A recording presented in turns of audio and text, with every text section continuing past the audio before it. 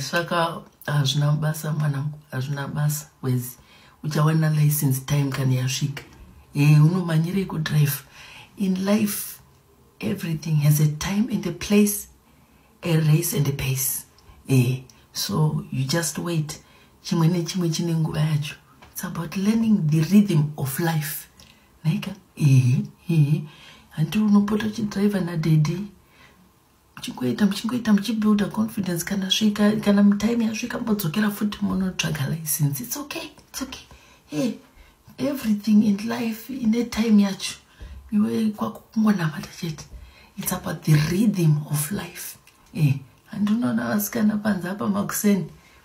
Muriwo werepi, matomatis, onion, mazaya. Rhythm your life.